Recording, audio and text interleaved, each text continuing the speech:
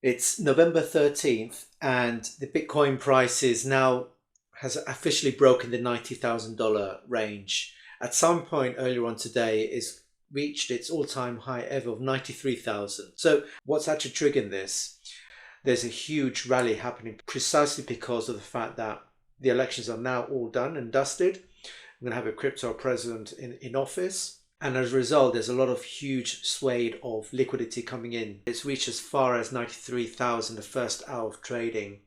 And also ETFs, as you know, it's one of the institutional entry points into purchasing or making large blocks of purchase of Bitcoin exposure. So in the case of BlackRock, which is one of the 11 Bitcoin spot ETF products, is denominated as IBIT, and has actually amassed $1.2 billion volume of trading in the first hour of the session today of November 13th. So I'd be interested to see what's going to be the net new inflows as a result across all the 11 spot ETFs when the financial figures is closed out later on today.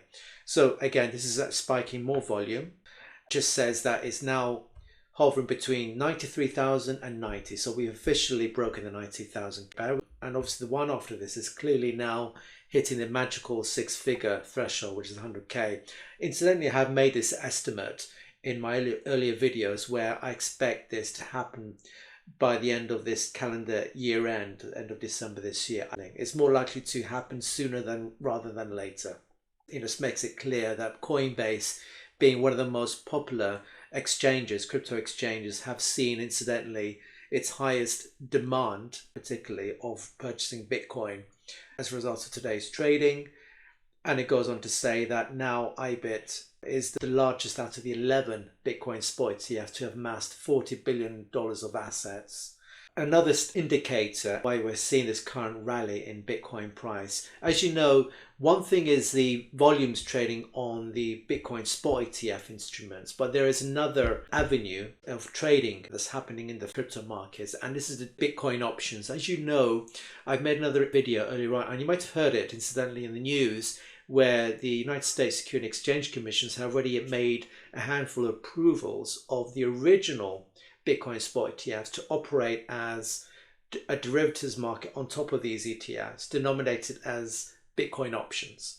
So in effect, what this attempts to do is to open up the funnel of attracting more institutional investors, particularly, and even high net worth individuals who are currently on the Bitcoin ETF market, to also apply options trading on top of these ETF instruments.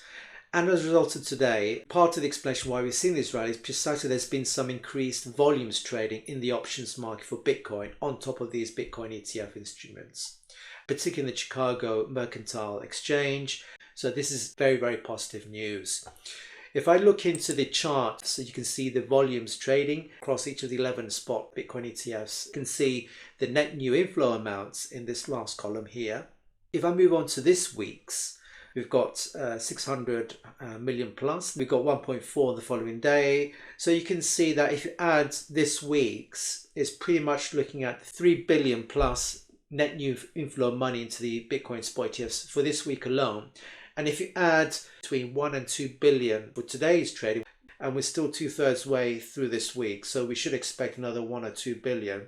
So I wouldn't be at all surprised looking forward to this Sunday. We should expect to receive between $6 to $8 billion as a result of these rallies that's happening at the moment. So this is going to be all-time high net new inflow money into the Bitcoin ETF alone, right? We're not even taking consideration of additional purchase of Bitcoin directly on the actual Bitcoin network itself, which is more or less dealt with by retail users like myself who own hardware wallets and make some accumulation of additional Bitcoins directly on the Bitcoin network itself.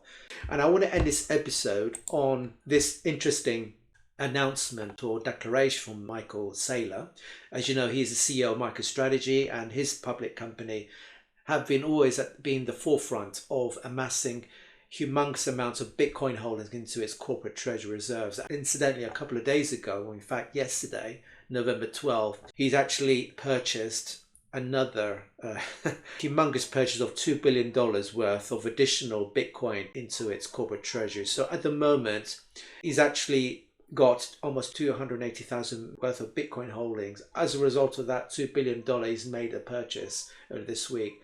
It's now hovering around 25 billion. The strategy has always been clear in the outset and fairly consistent, which is very good news for its investors and shareholders, right? It's now rapidly becoming known as a Bitcoin Treasury Reserve Company.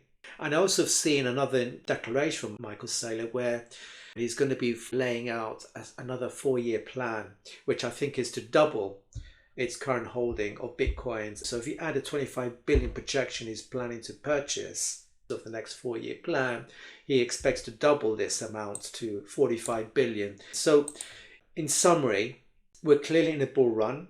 There's going to be even more purchases bought into these ETFs via institutional investors, high net worth investors. In addition to that, we've got the Bitcoin options market is also amassing additional inflows through that extended funnel, as I explained earlier on. In addition to that, there are retail investors who are under the self-custody regime. They're making additional purchase of Bitcoin, whether it's through DCA, dollar cost averaging, or one-off purchase of Bitcoins directly within the Bitcoin network. In addition to that, we're having nation states adopting Bitcoin through its Bitcoin mining reserves, or albeit through the Bitcoin spot ETF. And also the pension funds. I've made a video a couple of days ago, and that's another avenue of the liquidity coming into the Bitcoin spot ETF. There's pension funds, public and private funds, who are making small allocations of Bitcoin purchases between 3 to 5% across the board, across all the countries. So what I'm trying to say here is time is indeed running out, and you should consider making small allocations of Bitcoin for your own individual portfolios, because it is skyrocketing. And if I end this episode showing you the current status of the Bitcoin price, you can see that it's actually hovering just over the 90,000 mark per coin, November 13th, and it's almost 8 p.m. here in Central European time. So as you can see, there is smaller volatility. As I said, this is required, particularly where it's a new asset class, 15-year history. Once it matures itself along the S-curve adoption, we should expect less volatility happening for this particular asset class. I wouldn't be at all surprised if we see beating the 100K threshold well before the end of this calendar year, before December 31st, for all of the reasons I've just mentioned. So allocate small amounts of Bitcoin into your own portfolios in line with your risk appetite. Sit on those Bitcoin holdings for the long term. My suggestion would be a minimum of 10-year plus, which is how I'm doing it for my own Bitcoin holdings. And don't be distracted. Be strong, be courageous, and don't do anything. Just avoid the noises as best you can. Accept that there is going to be that volatility. There's going to be upswings as well as downswings. But if you look along its 15-year history, you can see there is this diagonal upwards trend. And when you come back in 10 years' time, mark my words, you'll be very, very proud of what you've achieved. Not just creating that generational wealth, you're going to be seeing the rampant gains as a result. And we're still the beginning of that light at the end of the tunnel. So hope you enjoyed this episode. If you have, please don't forget to like, subscribe to this channel, and even share this video. And I'll see you next time.